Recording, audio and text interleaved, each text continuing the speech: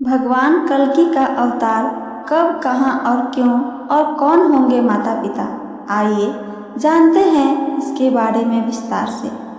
धार्मिक एवं पौराणिक मान्यता के अनुसार जब पृथ्वी पर पाप बहुत अधिक बढ़ जाएगा तब दुष्टों के संहार के लिए विष्णु का यह अवतार यानी कल्कि अवतार प्रकट होगा। कल्कि को विष्णु का भावी और अंतिम अवतार माना गया है। भगवान का यह अवतार निष्कलंक भगवान के नाम से भी जाना जाएगा। आपको ये जानकर आश्चर्य होगा कि भगवान श्री कल्कि 64 कलाओं के पूर्ण निष्कलंक अवतार है। भगवान श्री कल्कि की भक्ति इस समय एक ऐसे कवच के समान है जो हमारी हर प्रकार से रक्षा कर सकती है। भगवान श्री कल्कि की भक्ति व्यक्तिगत न होकर समष्टिगत है। जो कि व्यक्ति भगवान श्री कल्कि की भक्ति करता है वह चाहता है कि भगवान शीघ्र अवतार धारण कर भूमि का भार हटाएं और दुष्टों का संहार करें। कलियुग यानी कलह क्लेश का युग, जिस युग में सभी मन में असंतोष हो, सभी के मन में सभी मानसिक रूप से दुखी हो, वह युग ही कलियुग है। हिंदू धर्म में ग्रंथों में 4 युग बताए गए हैं, सत्ययुग, त्रेता युग, द्वापर युग और कलयुग। सतयुग में लोगों में छल कपट और दंग नहीं था। त्रेता युग में एक अंश अधर्म अपना पैर जमा लेता है। द्वापर युग में धर्म आधा ही रह जाता है। कलयुग आने पर 3 अंशों में इस जगत का अधर्म का आक्रमण हो जाता है। इस युग में धर्म का सिर्फ 1/4 अंश ही रह जाता है। सतयुग के बाद जैसे जैसे दूसरा युग आता जाता है वैसे वैसे मनुष्यों की आयु, वीर्य, बुद्धि, बल और तेज का ह्रास होता जाता है माना जाता है। और जैसा वर्तमान में चल रहा है कि कलयुग के अंत में संसार की ऐसी दशा होगी, लोग मछली मांस ही खाएंगे और भेड़ व बकरियों का दूध पिएंगे। गाय तो दिखना भी बंद हो जाएगी। सभी एक दूसरे को लूटने में रहेंगे, व्रत नियमों का पालन नहीं करेंगे, उसके विपरीत वेदों की निंदा करेंगे। स्त्रियां कठोर स्वभाव वाली व कड़क बोलने वाली होंगी। वे पति की आज्ञा नहीं मानेंगी। अमावस्या के बिना ही सूर्य ग्रहण लगेगा। अपने देश छोड़कर दूसरे देश में रहना अच्छा माना जाएगा। व्यभिचार बढ़ेगा। उस समय मनुष्य की औसत आयु 16 साल होगी। 7-8 वर्ष की उम्र में पुरुष व स्त्री समागम करके संतान उत्पन्न करेंगे। पति व पत्नी अपनी स्त्री व पुरुष से संतुष्ट नहीं रहेंगे। मंदिर कहीं नहीं होंगे। युग के अंत में प्राणियों का अभाव हो जाएगा। तारों की चमक बहुत कम हो जाएगी। पृथ्वी पर गर्मी बहुत बढ़ जाएगी। इसके बाद सतयुग का आरंभ होगा। उस समय काल की प्रेरणा से भगवान विष्णु का कल्कि अवतार होगा। यह अवतार दशावतार परंपरा में अंतिम माना गया है। शास्त्रों के अनुसार यह अवतार भविष्य में होने वाला है। कलयुग के अंत में जब शासकों का अन्याय बढ़ जाएगा, चारों तरफ पाप बढ़ जाएंगे तथा अत्याचार का बोलबाला होगा, तब इस जगत का कल्याण करने के लिए भगवान विष्णु कल्कि के रूप में अवतार लेंगे। कल्कि अवतार का वर्णन कई पुराणों में भी मिलता है, परंतु इसे सर्वाधिक विस्तार कल्कि उप पुराण में मिला है। उसमें यह कथा 29 अध्यायों में वर्णित है। अभी तो कलयुग का प्रथम चरण है। कलि के 5 सहस्र से कुछ अधिक समय बीता है। इस समय मानव जाति का मानसिक एवं नैतिक पतन हो गया है। लेकिन जैसे जैसे समय बीतता जाएगा वैसे वैसे धर्म की हानि होगी। सत्य, पवित्रता, क्षमा, दया, आयु, बल और स्मरण शक्ति सबका लोप होता जाएगा। अर्थहीन व्यक्ति असाधु माने जाएंगे। राजा दुष्ट, लोभी, निष्ठुर होंगे। उनमें व लुटेरों में कोई अंतर नहीं होगा। प्रजा वनों व पर्वतों में छिपकर अपना जीवन बिताएगी। समय पर बारिश नहीं होगी, वृक्ष फल नहीं देंगे। कलि के प्रभाव से प्राणियों के शरीर छोटे छोटे, छिन्न और रोगग्रस्त होने लगेंगे। मनुष्यों का स्वभाव गधों जैसा दुस्सह केवल गृहस्थी का भार ढोने वाला रह जाएगा। लोग विषयी हो जाएंगे। धर्म कर्म का लोप हो जाएगा। मनुष्य जप रहित, नास्तिक व चोर हो जाएंगे। पुत्र पितृवधम कृत्वा पिता पुत्रवधम तथा निरुद्वेगो वृद्ध्वादि न मुपल्पस्यते मच्छी भूतं जगत सर्वभविष्यति न संशयः हस्तो हस्तं परिमुषेद युगान्ते समुपरिस्ते। पुत्र पिता का और पिता पुत्र का वध करके भी उद्गिन नहीं होंगे। अपनी प्रशंसा के लिए लोग बड़ी बड़ी बातें बनाएंगे, किंतु समाज में उनकी निंदा नहीं होगी। उस समय सारा जगत म्लेच्छ हो जाएगा, इसमें संशय नहीं।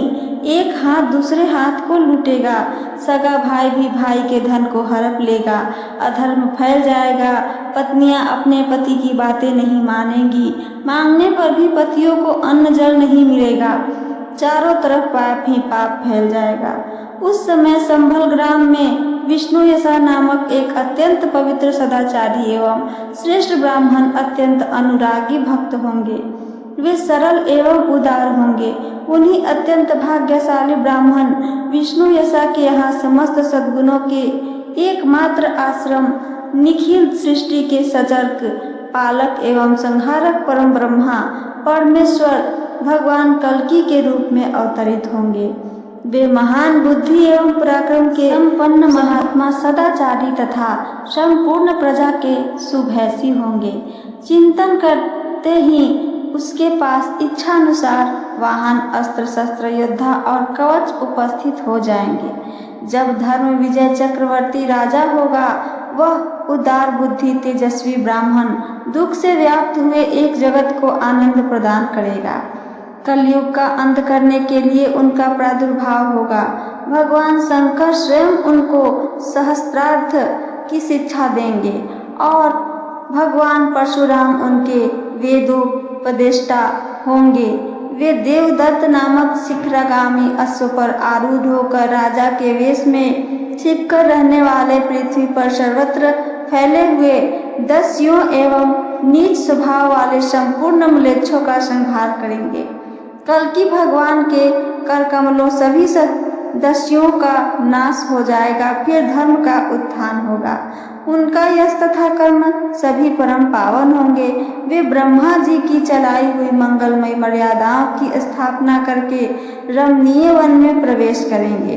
इस प्रकार सर्वभूतात्मा सर्वेश्वर भगवान कल्कि के अवतरित होने पर पृथ्वी पर पुनः सत्ययुग प्रतिष्ठित होगा।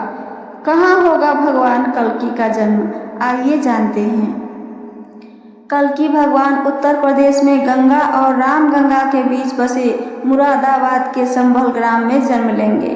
भगवान के जन्म के समय चंद्रमा धनिष्ठा नक्षत्र और कुंभ राशि में होगा। सूर्य तुला राशि में स्वाति नक्षत्र में गोचर करेगा। गुरु स्व राशि धनु और राशि अपना उच्च राशि तुला में विराजमान होगा। वह ब्राह्मण कुमार बहुत ही बलवान, बुद्धिमान और पराक्रमी होगा। मन में सोचते ही उनके पास वाहन, शस्त्र, अस्त्र, योद्धा और कवच उपस्थित हो जाएंगे। वे सब दुष्टों का नाश करेंगे, तब सतयुग शुरू होगा। वे धर्म के अनुसार विजय पाकर चक्रवर्ती राजा बनेंगे। कौन होंगे इनके माता पिता, आइए ये भी जानते हैं। अपने माता पिता की पांचवी संतान होंगे। भगवान कल्कि के पिता का नाम विष्णुयश और माता का नाम सुमति होगा। पिता विष्णुयश का अर्थ हुआ ऐसा व्यक्ति जो सर्वव्यापक परमात्मा की स्तुति करता, लोक हितैषी है। सुमति का अर्थ है अच्छे विचार रखने और वेद पुराण और विद्याओं को जानने वाली महिला। कल्कि निष्कलंक अवतार है। भगवान का स्वरूप सगुण रूप परम दिव्य है। दिव्य अर्थात दैवीय गुणों से संपन्न। वे सफेद घोड़े पर सवार हैं। भगवान का रंग गोरा है, लेकिन गुस्से में काला भी हो जाता है। वे पीले वस्त्र धारण किए हुए हैं। प्रभु के हृदय पर श्रीवत्स का चिन्ह अंकित है। गले में कौस्तुभ मणि है। स्वयं उनका मुख पूर्व की ओर है तथा अश्व दक्षिण में देखता प्रतीत होगा। यह चित्रान कल्कि की सक्रियता और गति की ओर संकेत करता है। युद्ध के समय उनके हाथों में 2 तलवारें होंगी। कल्कि को माना गया है पृथ्वी पर पाप की सीमा पार होने लगेगी, तब दुष्टों के संहार के लिए विष्णु का यह अवतार प्रकट होगा। भगवान का ये अवतार दिशा धारा में बदलाव का बहुत बड़ा प्रतीक होगा। मनीषियों ने कल्कि के इस स्वरूप की विवेचना में कहा है कि कल्कि सफेद रंग के घोड़े पर सवार होकर 8 तारियों पर प्रहार करेंगे। इसका अर्थ उनके आक्रमण में शांति यानी श्वेत रंग, शक्ति यानी अश्व और परिष्कार यानी युद्ध लगे हुए हैं। तलवार और धनुष को हथियारों के रूप में उपयोग करने का अर्थ है कि आसपास की और दूरगामी दोनों तरह की दुष्ट प्रवृत्तियों का निवारण करेंगे, अर्थात भगवान धरती पर से सारे पापों का नाश करेंगे। श्रीमद् भागवत के अभिन्न अंग भगवान श्री कल्कि क्यों? सुखदेव जी यानी वैशंपायन व्यास जी के पुत्र, पांडवों के एकमात्र वंशज अभिमन्यु पुत्र परीक्षित विष्णु पुराण को जो उपदेश कथा सुना रहे थे वह 18,000 श्लोकों का समावेश था।